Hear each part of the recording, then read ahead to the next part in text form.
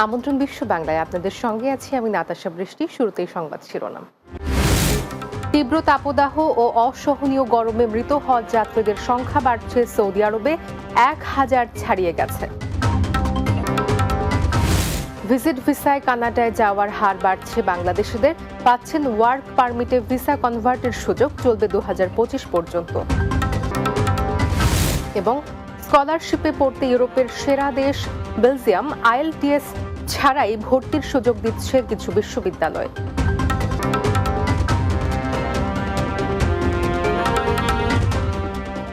শুনছিলেন শিরোনাম, এবারে বিস্তারিত। সৌদি আরবে পবিত্র হজ পালনের সময় তীব্র তাপদাহ ও অসহনীয় গরমে মৃত হজ যাত্রীদের সংখ্যা 1000 ছাড়িয়ে গেছে।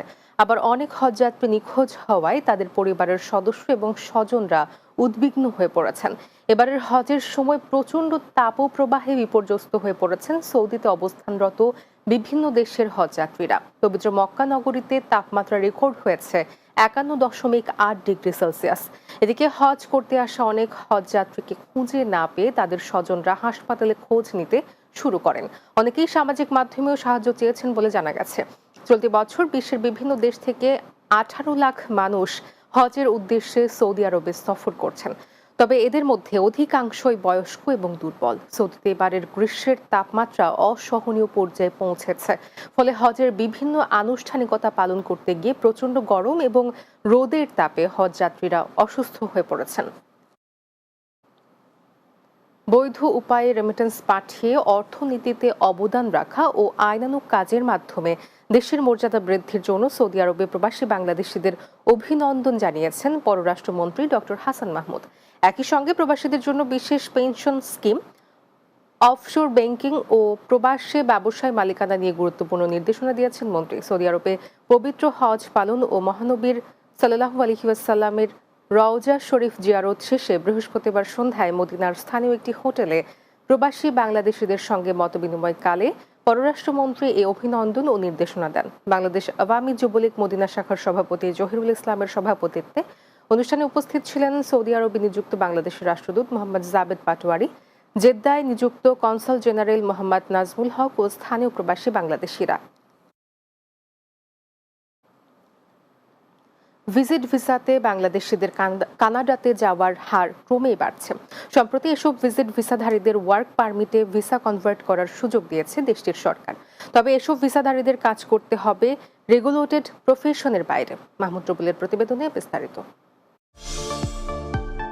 সাম্প্রতিক সময়ে বাংলাদেশ থেকে বাড়ছে বিদেশে ঘুরতে যাওয়ার হার। এশিয়ার দেশগুলো ছাড়াও ইউরোপ, আমেরিকা ও কানাডাতেও প্রতিনিয়ত ঘুরতে যাচ্ছেন বাংলাদেশিরা।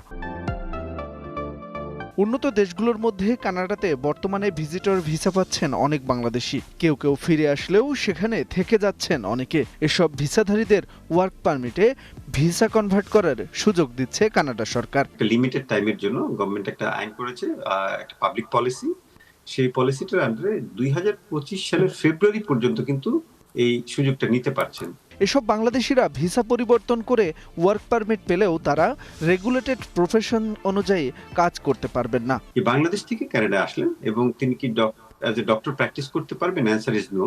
কারণটা হচ্ছে যতগুলো রেগুলেটেড প্রফেশন আছে, যেমন ব্যাংকার আরেকটা এক্সাম্পল, যে এনারা কিন্তু এসে বাংলাদেশ থেকে এসে সরাসরি এখানে প্র্যাকটিস করতে পারছে না, বা অন্য দেশ থেকে এসেও প্র্যাকটিস করতে পারছে না। তাহলে কি টাইপের কাজ অ্যাভেলেবেল আছে? যেমন ধরেন আপনার কোনো একটা স্টোরের সুপারভাইজার বা অথবা আপনার ক্যাশিয়ার হিসেবে কাজ করতে পারছে, যেখানে রেগুলেটেড না প্রফেশনটা।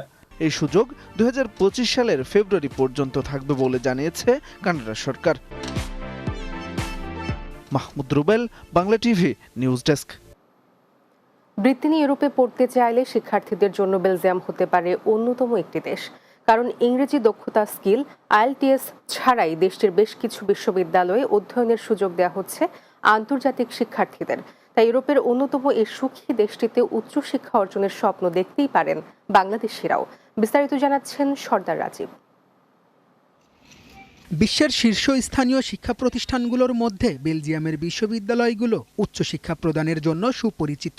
তবে শিক্ষার্থীদের জন্য খুশির বিষয় হলো আইইএলটিএস পরীক্ষা না দিয়েই আবেদন করা যাবে এসব বিশ্ববিদ্যালয়ে। তাই জেনে নেওয়া যাক IELTS ছাড়াই স্কলারশিপ নিয়ে লেখাপড়ার সুযোগে দেওয়া বিশ্ববিদ্যালয়গুলোর নাম। এই তালিকায় প্রথমেই রয়েছে গভর্নমেন্ট অব বেলজিয়াম স্কলারশিপ। 1 বছরের বিশেষ স্নাতকোত্তর ডিগ্রি প্রোগ্রামের কোর্সে এ বৃত্তি দেয় বেলজিয়াম সরকার। উন্নয়নশীল দেশের শিক্ষার্থীরা এই বৃত্তির জন্য আবেদন করতে পারেন। এ বৃত্তিতে বেলজিয়াম সরকারের নির্ধারিত যে কোনো একটি বিশ্ববিদ্যালয়ে সম্পূর্ণ অর্থায়নে লেখাপড়ার সুযোগ পাবেন শিক্ষার্থীরা। মাস্টারমাইন্ড স্কলারশিপ বেলজিয়ামের আঞ্চলিক বা ফ্ল্যান্ডার্স সরকারের অর্থায়নের একটি গুরুত্বপূর্ণ বৃত্তি। ফ্ল্যান্ডার্স ও ব্রাসেলসে আন্তর্জাতিক শিক্ষার্থীদের স্নাতকোত্তর সম্পন্ন করার জন্য প্রতি বছর প্রায় 30টি স্কলারশিপ দিয়ে থাকে। কিছু স্কলারশিপে আবাসন, চিকিৎসা বীমা ও টিউশন ফি মওকুফ সহ 8,200 ইউরো শিক্ষা ভাতা দেওয়া হয়। ইরাসমাস মুন্ডাস মাস্টার্স স্কলারশিপ ইউরোপের সবচেয়ে মর্যাদাপূর্ণ বৃত্তিগুলোর মধ্যে অন্যতম একটি। ইউরোপীয় ইউনিয়নের এই স্কলারশিপটি মাস্টার্স ও ডক্টরাল স্টাডি প্রোগ্রামের জন্য প্রযোজ্য। এতে শিক্ষার্থীদের মাসিক 1,100 থেকে 1,200 ইউরো পর্যন্ত জীবনযাত্রার খরচ সহ টিউশন ফি, ভিসা ফি ও বিমা খরচ বহন করে। এছাড়াও রয়েছে VLIR-UOS স্কলারশিপ প্রোগ্রাম। এ বৃত্তির আওতায় শিক্ষার্থীদের সম্পূর্ণ টিউশন ফি ছাড়াও জীবনযাত্রার খরচ, বিমানে যাতায়াতের টিকিট ও মাসিক অনুদান প্রদান করে। ফ্লেমিশ ইউনিভার্সিটি বা কলেজে সম্পূর্ণ অর্থায়নে পড়ার জন্য প্রায় 31 জন বিদেশি ছাত্রকে প্রতি বছর এই বৃত্তি দেওয়া হয়। এদিকে গ্লোবাল মাইন্ডস ডক্টরাল স্কলারশিপ উন্নয়নশীল দেশগুলোর গবেষণা খাতে উৎসাহিত করার জন্য KU11 এর একটি উদ্যোগ। উন্নয়নশীল দেশগুলোর PhD প্রার্থীদের গবেষণা করার সুযোগে দেওয়া হয় এই বৃত্তির আওতায়। বৃত্তিটি সাধারণত সম্পূর্ণ টিউশন ফি, 2,199 ইউরো মাসিক উপবৃত্তি, চিকিৎসা বীমা, বিমান ভাড়ার টিকিট ও মাসিক 310 ইউরো গবেষণা ভাতা দিয়ে থাকে। Sardar Rajib, Bangla TV news desk. বিশ্ব বাংলায় নিচ্ছি বিরতি, ফিরে এসে অন্যান্য সংবাদের সঙ্গে আরো থাকছে। মালয়েশিয়ায় শুরু হয়েছে 3 দিনের 14তম মালয়েশিয়া গিফটস ফেয়ার, অংশ নিচ্ছে প্রবাসীরাও।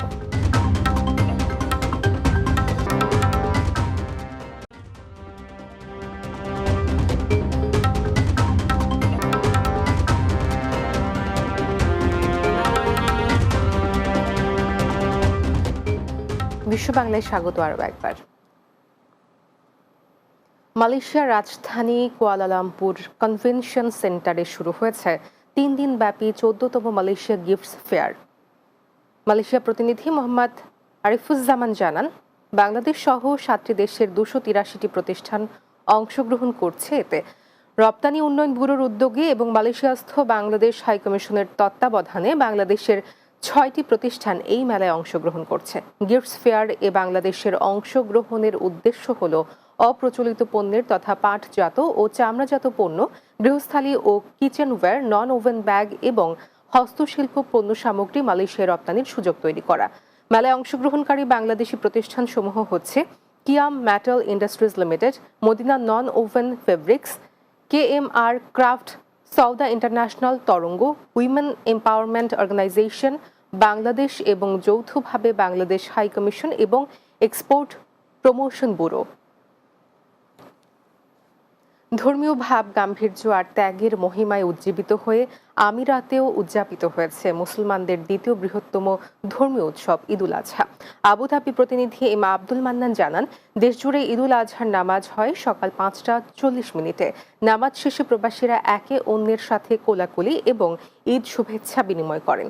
পরিবার পরিজনের সঙ্গে ঈদ উদযাপন করতে না পারলেও দূর দূরান্তে থাকা বন্ধু বান্ধব ও নিকট আত্মীয়দের সাথে আনন্দ ভাগাভাগি করার সুযোগ পেয়েছেন প্রবাসীরা। এদিকে বিদেশের মাটিতে পশু কোরবানি করতে না পারলেও তাদের পরিশ্রমের টাকায় কোরবানি হচ্ছে পরিবারে, আর এতেই প্রকৃত আনন্দ খুঁজে পান প্রবাসী বাংলাদেশিরা। লেবাননে ধর্মীয় ভাব গাম্ভীর্যে ঈদুল আজহার জামাত অনুষ্ঠিত হয়েছে।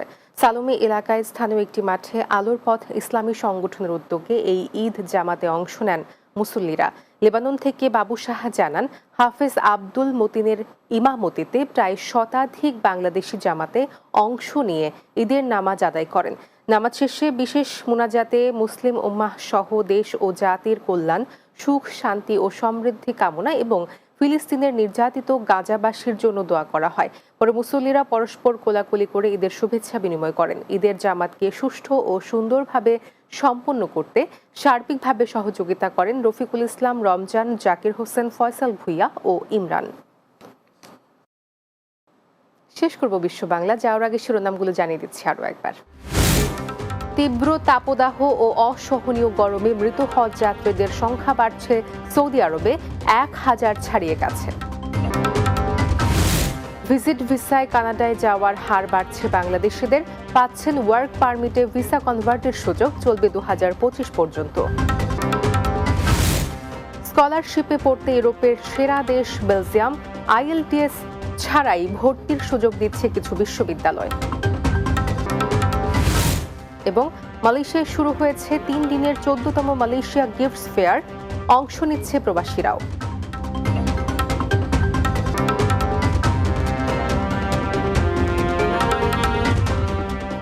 এই ছিল বিশ্ব বাংলায়। এতক্ষণ সঙ্গে থাকার জন্য ধন্যবাদ সবাইকে।